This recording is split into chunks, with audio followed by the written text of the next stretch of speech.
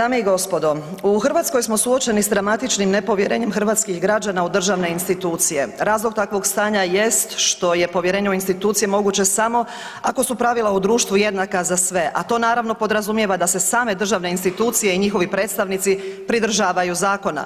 Upravo suprotno čine vladajuće elite. U Hrvatskoj smo svjedoci svakodnevnog kršenja zakona od strane najviših nositelja vlasti te nesankcioniranja tih protuzakonitosti od strane pravosuđa.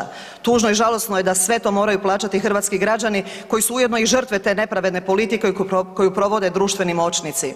Evo primjera funkcionalnosti sustava, konkretno na primjeru Njemačke i usporednog drskog kršenja zakona u našoj domovini. Današnja predsjednica Europske komisije Ursula von der Leyen, prije nego što je postala predsjednica Europske komisije, bila je njemačka ministrica obrane. Nakon što su jedne novine objavile da Ministarstvo obrane plaća previsoke račune savjetnicima, oporbeni su zastupnici tražili iznose koje je ministarstvo plaćalo savjetničkim tvrtkama. U funkcionalnoj demokratskoj državi na parlamentarni se upit mora odmah i bespogovorno odgovoriti. Kako su iznosi bili visoki, parlamentarna oporba je zatražila istražno povjerenstvo koje je potom i uspostavljeno. Iako Ursula von der Leyen više nije ministrica, ona nije mogla izbjeći saslušanje jer vladavina prava, kao što znamo, nema alternative, a kršenje zakona ili manipuliranje zakonima se ničim ne može opravdati. Ono što mora Ursula von der Leyen ili Angela Merkel, morao bi i Andrej Plenković, ali on to ne čini. Gospodin Plenković ne dostavlja ugovore Hrvatskome saboru o skandaloznom korupcionaškom projektu Krš-Pađene. Vladi postavljam pitanje o prihodima odvjetničkog ureda Šeparovića, a oni mi kao da su pali s Marsa odgovaraju da mi ne mogu dati podatke o dobiti. O tome ih nitko nije ni pitao. O možebitnoj utaji poreza svog tajkuna Tedeschija već više od 4 mjeseca mi ne daju odgovor, krše Zakon o trgovačkim društvima te mjesecima obezglavljeno drže tvrtku HEP ne imenujući, to jest kasneći s imenovanjem nadzornog odbora. Ovo je dio dokaza kršenja zakona od strane Vlade na koje ne reagiraju ni pravosuđe, ni takozvani društveni analitičari, a nažalost ni mediji. Njihovo nereagiranje nije slučajno, već je odraz međusobne zaštite u zajedničkom korupcionaškom pothvatu protiv hrvatskih građana. Kako se može opravdati da Državno odvjetništvo skriva kriminalnu privatizaciju Croatia osiguranje i to već 7. godinu, a iznos za koji su hrvatski građani oštećeni je minimalno 4 milijarde kuna. Iako je sve dokumentirano, iako je Državna revizija utvrdila da je privatizacija Croatia osiguranja protuzakonita, DORH i SDP, HDZ, SDSS moćnici skrivaju taj kriminal. Ali ta korupcionaška i antihrvatska struktura ide dalje. Čovjeka koji je vršio to kriminalno preuzimanje Croatia od strane Adrisa, Damira Vanđelića, Vlada postavlja da upravlja milijardama, a duboka udbaška država tog Vanđelića priprema pak za gradonačelnika Zagreba. Ova protuzakonita i gronadska metoda vladanja je uzročnik svih nepravdi u Hrvatskoj. Ona je uzročnik siromaštva hrvatskih građana.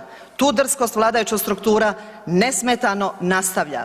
Jučer je objavljeno da će predvodnica kriminalne skupine Borg Martina Dalić biti nova predsjednica uprave Podravke. Njezine nekažnjene rabote u skupini Borg sada se nagrađuju. Suprug Martine Dalić je istovremeno član uprave INA-e u ime Vlade. Ima li ova Vlada mjere u svojim antieuropskim, korupcionaškim i nepotističkim eskapadama? Hrvatska ima sposobnih ljudi. Poznam pojedince koji su apsolvirali najbolja svjetska sveučilišta, ali oni nisu poslušnici i njihovu sposobnost Vlada ne želi. Ali bez sposobnih ljudi nema napretka i blagostanja. Vratimo se na početak. Zašto Ursula von der Leyen i Angela Merkel moraju izaći pred istražno povjerenstvo i odgovarati parlamentu? Zato što njihov pravni poredak funkcionira, zato što se sve relevantne društvene snage odnose odgovorno prema svome narodu. Da nekim slučajem Angela Merkel odbije istražno povjerenstvo gdje postoji ozbiljna sumnja u korupciju, pritisak medija, političkih analitičara, to jest cjelokupne društvene elite bio bi takav da bi zbog pokušaja skrivanja korupcije morala automatski odstupiti. U Hrvatskoj je pravosuđe servis vlasti, te ih zakoni ne zanimaju, a društveni analitičari imaju ugovore sa državnim tvrtkama, ministarstvima, to jest prodali su svoje intelektualne sposobnosti za nekoliko srebrnjaka. Hrvatske vladajuće elite Hrvatsku smatraju svojim plijenom s kojim smiju raditi što žele. Međutim, dame i gospodo, u Hrvatskoj više nema nepoznanica. Na jednoj strani je nezasitna i gramzljiva elita za koju nema svetinja osim njihovog hedonističkog materijalizma, a na drugoj strani je većinska Hrvatska koju ova prva skupina dovela u siromaštvo i beznađe. Vladajući zaboravljaju jednu činjenicu, a ona glasi: hrvatski narod je se znao riješiti i opasnijih protivnika, pa će smoći snage i riješiti se pokvarenih elita. Mi ćemo se izboriti za Hrvatsku u kojoj se zakoni primjenjuju na sve jednako i Hrvatska će biti pravedna država na zadovoljstvo ogromne većine hrvatskih građana. A sadašnji moćnici će morati odgovarati za svo zlo koje čine Hrvatima. Poštovani, unatoč svim svojim naporima da čitavu državu pretvori u Borg, Andrej Plenković gubi kontrolu jer je sve više onih koji traže i koji su spremni izboriti se za to da se ova država mijenja. Ne samo dvije narikače, ne samo oporbeni zastupnici. Građani su počeli pokazivati neposluh baš zato što je ova vlast ostala gluha za sve njihove potrebe i probleme.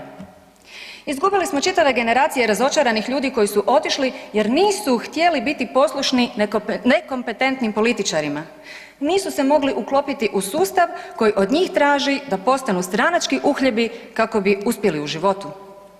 Teško je u 5 minuta sažeti svu bijedu naše stvarnosti, od činjenice da je Damir Boras rektor Zagrebačkog sveučilišta pa do ukidanja ovlasti Povjerenstva za odlučivanje o sukobu interesa.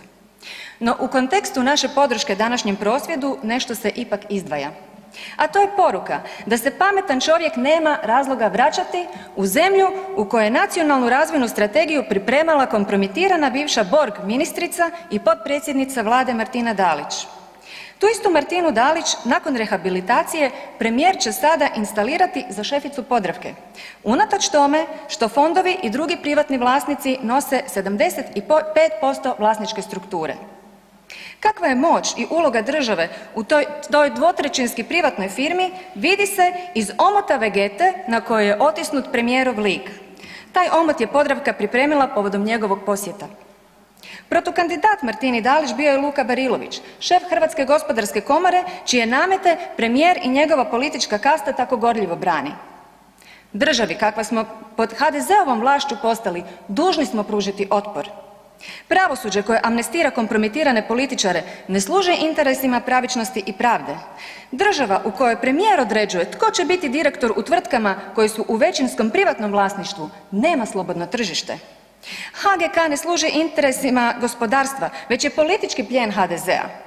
Zbog te komore premijer posljednjih dana u nekontroliranom bijesu vrijeđa i omalovažava oporbu, a donekle joj i prijeti. On, predsjednik Vlade koji po Ustavu nije nadređen Hrvatskom saboru nego mu je podređen, usuđuje se izgovoriti da oporbi zamjera i da joj neće oprostiti što je prošli tjedan odbila sudjelovati u glasanju u trenutku kada vladajući nisu imali kvorum. Premijer se zapravo ljuti što mu je oporba pokazala neposluh. I nije mu to prvi put. Sam je ovih dana podsjetio kako je oporbene zastupnike zvao na konzultacije i to prije nego što se Hrvatski sabor uopće i konstituirao. Prva sam to javno odbila, a potom su od svog već najavljenog dolaska srećom odustali i drugi. Nakon svih odbijenih oporbenih prijedloga i amandmana, je li vam sada napokon svima jasno da Andrej Plenković nikada nikog nije pozivao na suradnju i dijalog? Zvao je da osigura poslušnost ili po potrebi da poslušnost kupi. A oporba koja je poslušna ili kupljena nije više oporba, nego je parazit na vlasti. Umišljenom premijeru poručujem, oporba je dužna biti poslušna Ustavu i zakonima RH, a ne vama. Inzistiranjem da se raspravljeni zakon kojim se ukida obavezno članstvo u HGK stavi na glasanje i napuštanjem sabornice kada su vladajući odbili da se zahtjevu oporbe udovolji, oporba je pokazala da se za svoje vrijednosti, za svoje stavove i za svoje političke i programske ciljeve bori. Pa nismo svi u ovom sazivu ljudi bez stava i hrabrosti. Nismo svi Dario Hrebak.